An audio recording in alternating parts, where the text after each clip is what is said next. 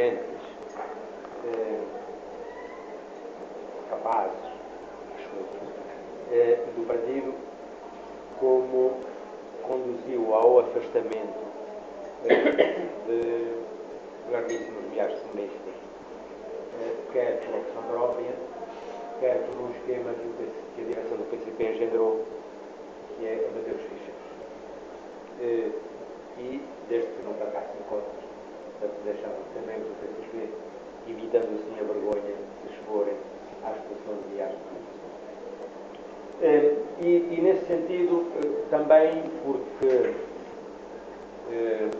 me ocorre a ideia de que os partidos são meros instrumentos de intervenção política, de expressão de ideias e de organização de poder, e porque estamos também na sociedade portuguesa numa crise de identidade política e de formação de partidos políticos, e sem estar na ordem do dia, creio eu, ainda a formação de qualquer outra constituição política, creio que o contributo que alguns comunistas no interior do PCP, no interior da direção do PCP, deram para a reformulação do partido e para a reorientação programática do partido, creio que seria útil hoje nós rememorarmos. Então, porquê é que nós fomos expulsos? E então, porquê é que milhares de comunistas foram afastados da vida ativa do partido? Eram assim tão maus? O que é que propunham, afinal? Nós tínhamos passado de um partido clandestino de quadros e de um partido clandestino de quadros de grande valia e de grande coragem. Passámos rapidamente para a construção de um partido de massas. É bom dizer que esta passagem de um partido de quadros para um partido de massas se deveu a muitos comunistas que estavam não só na clandestinidade, mas também outros que acompanharam a vida clandestina do partido. E talvez o maior erro que o partido fez, do ponto de vista da direção, é que nunca reconheceu, do ponto de vista das modificações na direção do PCP, quando da transformação do partido num partido de massas, o papel e o valor que esses quadros poderiam ter ao mais alto nível da sua direção. Para não ir mais longe, eu sou capaz de vos contar até um episódio caricato. A certa altura houve uma mudança importante na composição dos organismos executivos do Comitê Central, quer da Comissão Política e também do Secretariado. E a certa altura chegámos à reunião do Comitê Central e parecia que nada tinha acontecido, porque na mesa do Comitê Central continuavam os mesmos. E a certa altura, alguns de nós dizemos, mas nada aconteceu. Então porquê que é esta composição e não outra? Então bateram na cabeça e disseram, é verdade, houve uma mudança no Congresso, há novos membros da Comissão Política. Então resolveram a questão fazendo as mesas rotativas. O Carlos tem dessa imagem, desta. Mas regressando às questões iniciais, não se incomodem com as folhas, porque a letra é grande e lê-se rapidamente. Mas então o que é que propunham? O que é que o centro da Comissão Política, e tínhamos a maioria da Comissão Política até uma determinada altura, eu já o direi, o que é que nos propunham? E algumas posições importantes no secretariado, o que é que propunham? Na área do partido e na área programática. Do ponto de vista do partido, nós tínhamos um partido de novo tipo, organizado militarmente, hierarquizado, numa sociedade que não estava num período revolucionário. Estávamos na iminência e no percurso de consolidação de um sistema democrático, em que o partido se tinha que juntar à sociedade, tinha que associar à sociedade e tinha sobretudo que procurar comportar-se não como um partido escondido, em que os seus dirigentes, os dirigentes regionais do partido, eram escondidos da opinião pública, sem terem uma expressão visível do ponto de vista da sua própria direção, portanto, para a necessidade de abrirmos o partido à sociedade. alargarmos o partido, na sua ligação com a sociedade, uma sociedade já então dominada por uma enormíssima influência dos meios de comunicação social. Então, que medidas avançámos para que fossem acolhidas em revisão de estatutos? Em primeiro lugar, a eleição da direção do partido em todas as estruturas por voto secreto. Tornar aquilo que era voluntário numa obrigação. Não se votam pessoas de braço para baixo. Condiciona-se a opinião, porque as pessoas conhecem umas às outras, não se querem desafiar, mistifica-se a opinião. E a solução era de, ou havia listas alternativas, e portanto listas alternativas, num debate democrático interno do partido, e por que não? Mas fazia tanta confusão às listas alternativas, porque conduzia sempre ao argumento demagógico da divisão, então que houvesse pelo menos listas supernumeradas. E portanto votava-se em listas supernumeradas, e que eles tivessem mais votos, eram o que eles queriam, a todos os níveis.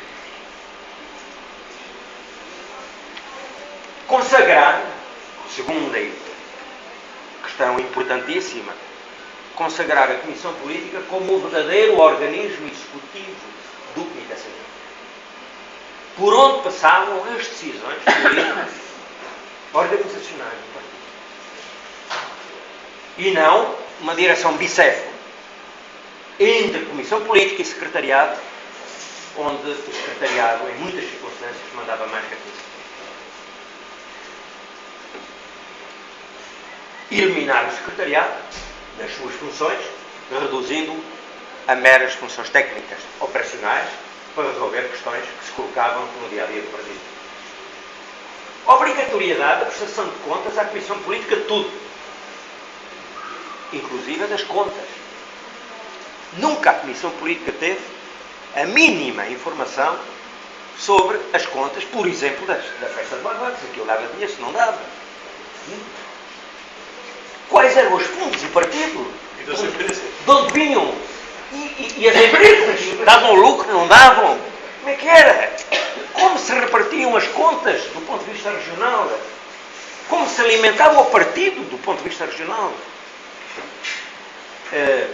Nunca a Comissão Política teve alguma noção, nunca teve. Tarefa reservadíssima e secretíssima para o Secretariado.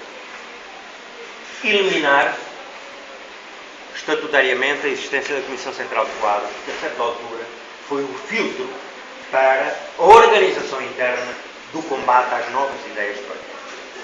Transformação do partido. Pelo envenenamento da opinião, pela calúnia, pelo embuste, pela escolha de quadros, para distribuir para regiões, para minar a influência deste ou daquele ou do outro, para permanecer um partido que continuava a ser militarizado hierarquicamente. Tornar estatutariamente obrigatória a realização de assembleias de todas as organizações no prazo máximo de 3 anos e sempre eletivas. Ou de uma forma, ou por voto secreto, listas alternativas ou listas suplementar. Ou seja, prolongar a democratização da vida interna do partido ao mais diversos níveis. E entregar o partido aos militantes, à iniciativa, ao debate. Consagrar, naturalmente, uma maior autonomia para a gestão política do partido por parte das direções regionais, aprisionadas sempre, na sua opinião, na formação da sua própria opinião política em relação à realidade regionais. E eu posso dizer aqui hoje que o Brito, comigo, com outros, com o conjunto da direção regional, levámos anos a convencer a direção política do partido que o turismo era uma atividade económica importante. Porque na direção política do partido, ao mais alto nível, havia a ideia de que o turismo era uma coisa que os comunistas nunca poderiam aceitar como setor importante da economia, é uma coisa para aquilo que tinha que fazer um pouco de depravado.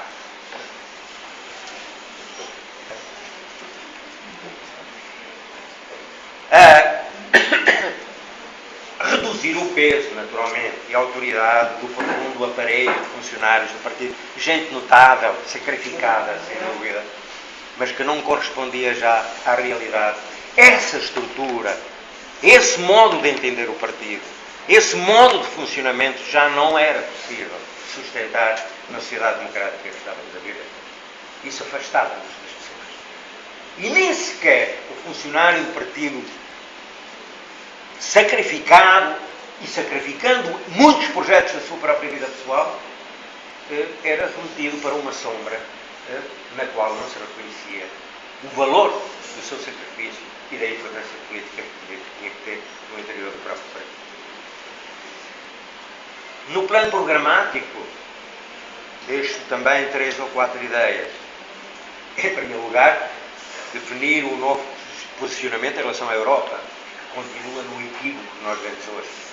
Não se sabe muito bem o que é que pensa o PCP, se está de acordo com Portugal na União Europeia, se está de acordo com Portugal saindo da União Europeia, e o que é que isto significa como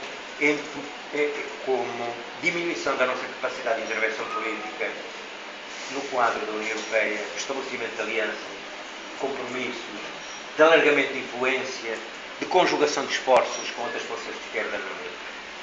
O posicionamento do PCP quanto à União Europeia continua a ser uma vergonha do ponto de vista da esquerda.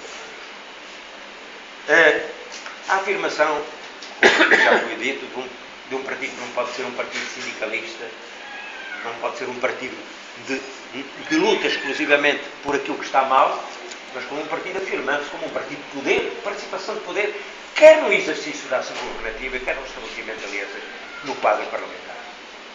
Pode, depende das circunstâncias, depende da visão tática que se tiver, estarmos ou não estarmos no governo. O que importa é influenciar as decisões de poder. E as decisões de poder podem influenciar-se estando ou não estando no governo. Temos o Parlamento, temos os partidos, temos as alianças, temos a negociação política que pode resolver muitos desses impasses. E esta preocupação constante de procura de unidade, convergência, a unidade faz a curto, ou médio ou longo prazo, faz por objetivos. E isso não compromete nem programa, nem sociedade futura. Fazer depender da unidade, do estabelecimento de compromisso com outras forças políticas, um programa estratégico, portanto, do ponto de vista de construção da sociedade, é remeter-nos ao isolamento político em que hoje estamos. Um claro distanciamento do partido, e recuámos muito já desse ponto de vista, porque hoje a direção do partido se tornou mais sectária, menos competente. E recuámos já em relação a decisões de congressos anteriores. Foi um progresso enormíssimo, depois da queda da URSS, termos consagrado no programa de que os comunistas portugueses, para os comunistas portugueses, a construção de uma sociedade sionista era intrinsecamente, portanto, associada à liberdade, ao pluralismo e à defesa da opinião. Recuámos em relação a isso. E, portanto, hoje, digamos, continuamos a considerar partidos, países, como exemplos dos comunistas portugueses, nos quais os comunistas portugueses, na sua maioria, não se reúnem. E, portanto, digamos, recuámos desse ponto de vista, digamos, dezenas de discussões e de anos. Bem, para terminar, a evolução da situação foi a que conhecemos. O estigma da social-democratização do partido, das acusações de quem não esteve de acordo, quem se expressou na comunicação social, estava a fazer um caminho reto para a social-democratização do partido e para rapidamente caminhar na direção de uma filiação rápida no primeiro comboio político que aparecesse, e o primeiro comboio político do Partido Socialista, nenhum de nós foi por aí. Está onde esteve e está onde ficou. Comunistas, com diferenças de opinião, interessados na construção de uma outra sociedade, interessados no debate e não vendidos a qualquer oportunismo político imediato. Em todo este processo, creio dizer também que a esquerda ficou mais pobre e a democracia e os direitos sociais mais fragilizados. Para terminar mesmo, quero aproveitar também a oportunidade para, neste quadro de 10 anos, também aqui render uma homenagem pessoal, creio partilhada por todos, como o Paulo já aqui evidenciou, a dois destacados e importantes membros do partido, ao Edgar e ao João Brau, prematuramente desaparecidos da vida política, teriam sido muito necessários para nos ajudar no combate que todos nós travamos. Mas com coragem, aqui estamos, com coragem, com mais coragem, cada dia com mais coragem, para não nos render, não nos vou render, não nos deixem render. Obrigado.